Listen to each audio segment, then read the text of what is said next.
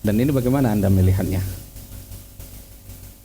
Assalamualaikum warahmatullahi wabarakatuh. Waalaikumsalam warahmatullahi wabarakatuh. Yang terhormat Karni Ilyas Mandailing Natal, Oh, gitu ya.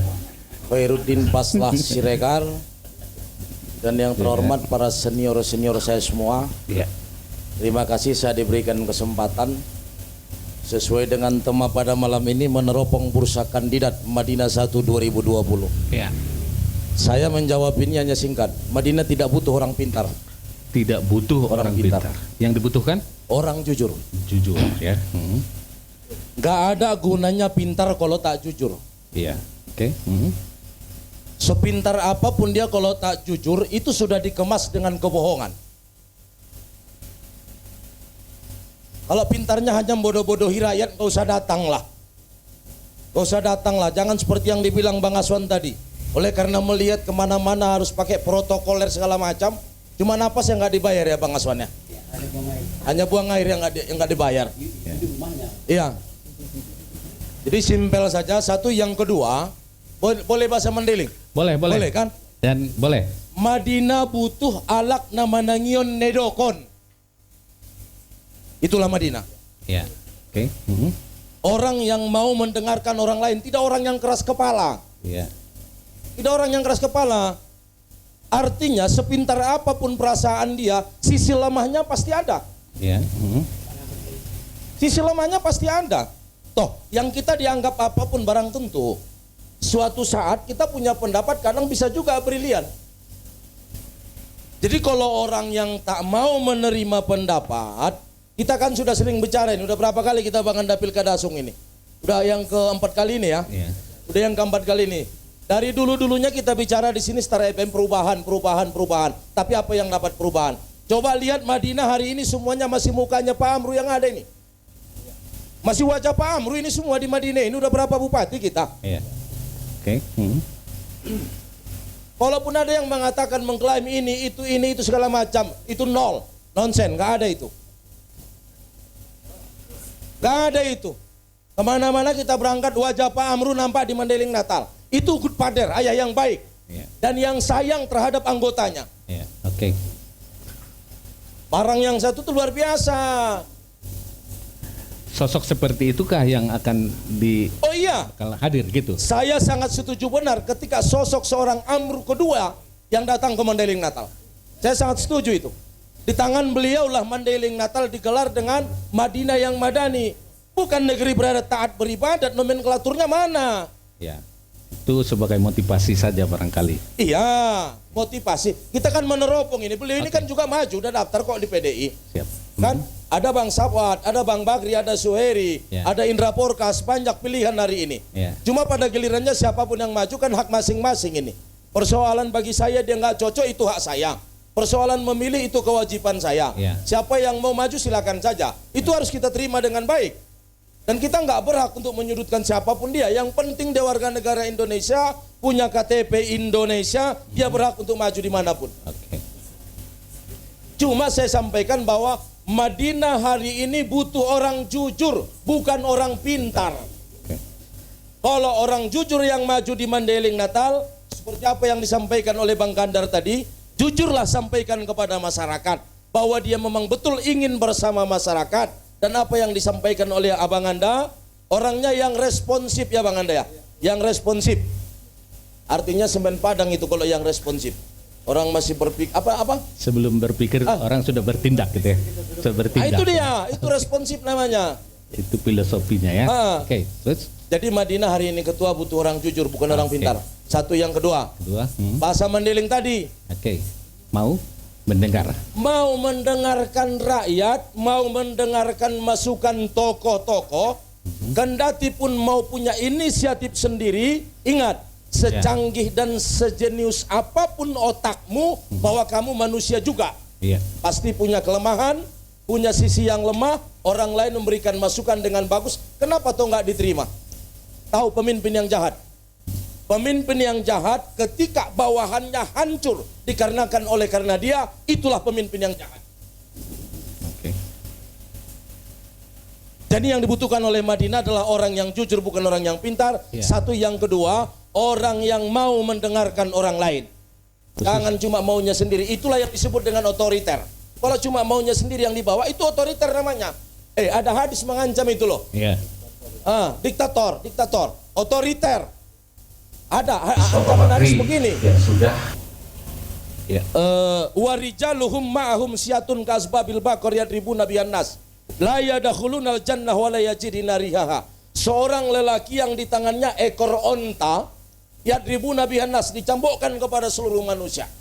Artinya kekuasaan yang ada pada dirinya sudah menganggap bahwa dialah segala-galanya. Kalau bukan pendapat dia udah nggak mau lagi yang lain. Padahal anjuran agama, syawir fil amri ma'ayah saunallah. Musyawarahkan di setiap persoalan bersama orang-orang yang takut kepada Allah. Itu yang dibutuhkan. Orang yang otoriter dan diktator, la yadakhulunal jannah, nggak akan masuk surga. Jangankan masuk surga, cium baunya surga juga nggak boleh. Lagi pesan kedua saya sampaikan ketua, kun imaman muto'an au ma'muman muti'an, wala takun talisan jazua. Jadilah kau imam yang bisa dibuat contoh, jadilah kau imam yang bisa menjadi panutan. Kalau nggak mampu jadi imam, minggir. Jadi makmum yang mentaati. Wala takun salisan jazua. Jangan jadi orang ketiga yang menjadi pemecah belah di tengah persatuan bangsa. Itu yang harus kita lakukan. Satu. Yang kedua saya sampaikan, ini semua kandidat pada awalnya baik ini niatnya. Ini juga perhatian kepada kita semua ini. Maju di Mandailing Natal baik niatnya ini. Tapi karena besarnya kos politik itu, itulah yang membuat niat mereka berubah. Kepada partai politik perlu dikasih perhatian itu. Catatan ya. Catatan itu. Jangan bicara Madinah kan bagus, Madinah kan madani. Kalau partai politik juga tidak ikut berbicara tentang itu. Nggak akan mau. Ongkosnya mahal. Hanya dua jalan untuk jadi calon bupati. Partai politik dan independen. Independen juga bayar. Masyarakat sudah nagih. Masyarakat sudah nagih. Kita tahu kan kemarin pada pileg yang lalu. Berapa M satu caleg habis. Makanya kalau saya punya pendapat, panwas di negara ini perlu dihapuskan itu.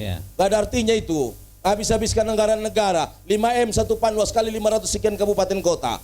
Harus dihapuskan sebenarnya panwas itu. Terang-terangan mata kita melihat itu kok. Jadi partai politik juga harus ikut bicara. Kalau Madinah ini mau maju, jangan pula kita ini ngomong bela begini segala macam. Lalu partai politiknya narik dari kandidat sekian M. Kalau dia mau maju harus juga ke partai politik 10M. Ke rakyat sekian M. Kapan dia balik duit? Apa dia sudah kaya benar mau bersedekah 30 miliar? Mau bersedekah 40 miliar, bagus aja undang anak yatim, kayakan mereka. Gak mungkin itu, gak ada cerita itu. Harus duduk bersama dengan partai politik. Demikian yang saya sampaikan pada kesempatan ini. Pada gilirannya Madinah butuh orang jujur bukan pembohong. Satu, yang kedua, Madinah butuh orang yang mau mendengarkan orang lain, bukan otoriter. Mendengar rakyatnya. Iya, mendengar rakyatnya. Baik. Cukup Ustadz, saya masih beri waktu 1 menit lagi. Iya. Ada pertanyaan dari Arni? Nah, Nah, ini butuh yang seperti itu. Saya kembali ke dasar dulu lagi. Madinah ini butuh apa sebenarnya? Gini Ketua. Dari sisi tadi kebutuhan kita ini, saya melihat barangkali Madinah ini daya belinya sangat rendah. Pendapatan per kapitanya seperti apa? Benar. Usaha sulit, gitu kan? Ya, apa yang dibutuhkan supaya ada masukan dan juga nanti para bursa calon-calon ini juga dapat memprioritaskan itu, gitu. Ketua, kenapa terjadi ekonomi seperti ini? Karena berbicara orang miskin di hotel mewah. Kemana ini maksudnya? Lebih besar biaya hotelnya ketimbang yang mau diberikan kepada orang miskin. Gitu. Kosnya lebih tinggi. Kosnya lebih tinggi ke sana ketimbang orang miskin. Harusnya berbicara orang miskin di tengah orang miskin. Berbicara karet di tengah orang karet. Berbicara sawah di tengah orang sawah. Kan seperti itu yang harusnya kita lakukan. Ini coba tengok di Madinah ini. Oleh pertanian, dinas pertanian, di mana sawah yang paling bagus itu yang dipoto dan dilaporkan. Tapi kalau padi yang tak panen, tak pernah itu diekspos. Memang pembohong benar. Tidak jujur. Apa cerita? Nggak ada kejujuran. Nggak ada kejujuran. Itu yang terjadi Ketua. Jadi sebenarnya rakyat ini sudah menjadi tameng dan rakyat ini sudah kita bodoh-bodohin. Kita semua ini harus taubat terhadap rakyat. Dosa kita telah banyak terhadap rakyat. Itu yang perlu saya sampaikan malam ini. Berarti kebutuhan kita adalah kebutuhan mendasar itu juga lapangan kerja gitu. Lapangan lapangan kerja. Itu dari dulu itu Dari butuh. dulu ya, butuh Pendidikan ya. belum Pendidikan. kita lahir sudah butuh itu. Artinya Apalagi 20. kesehatan ketua butuh, masih dalam hamilan kita kandungan sudah butuh itu kesehatan. Lama sudah kita bicarakan itu. Oke. Tapi bagaimana pemimpinnya Betul. ini bisa merealisasikan apa yang kita sampaikan malam ini. Terlepas mau siapapun kandidatnya, tapi radin dia menangun nedokon. Jujur do, pargapus do, pambohong do. Ya, oke. Dan itu sudah kita tangkap tadi Pak Ustadz. Ya. Saya terucapkan terima kasih. Tapi kok sama saya nggak ditanya seperti yang ditanya sama Bang apa? Oh, Hah? Harus ditanya dong. boleh. Kalaupun ini menjadi referensi publik, ya kita memang berharap begitu bahwa ini didengar oleh ribuan bahkan jutaan orang. Kalau masing-masing dibantu oleh narasumber untuk men-share itu, referensi oleh seorang referensi dalam diskusi kita ini, mungkin Ustadz dapat mengungkapkan siapa sih sebenarnya orang jujur itu. Ya, boleh. Iya. Madinah ini kita kenal dari dulu daerah religius. Ya.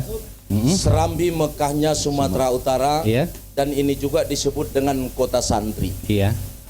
Aku yakin orang yang jujur itu adalah orang yang mau menunaikan perintah Allah. Iya. Itu saja. Orang yang mau menunaikan perintah Allah, itu orang jujur. Iya. Tapi kalau orang yang tak mau sholat, tak mau puasa, tak akan pernah jujur, dan itu pembohong benar. Jangankan kita, Tuhan pun dibohongi. Terima kasih. Assalamualaikum warahmatullahi wabarakatuh. Saya kasih 1 detik, 30 detik lagi. Bang Hairudin tadi siap, gitu Ya. kan? Pak Bang Amril juga oke. Penuh dengan keadilan bakal kita hadirkan. Saya juga siap. Itu? Siap untuk menyampaikan itu, siapa yang ada di benak ini. Siapa? Ya. Bolehkah ke publik? Cuma karena pertama kali saya datang kemari, harus dibuat yang ketiga, baru di situ saya sampaikan. Itu jangan pertama kali ini pula saya datang, lalu saya di sini ditantang pula dengan itu. Semua ini bagus calon ini. Dan masing-masing barangkali sudah dapat.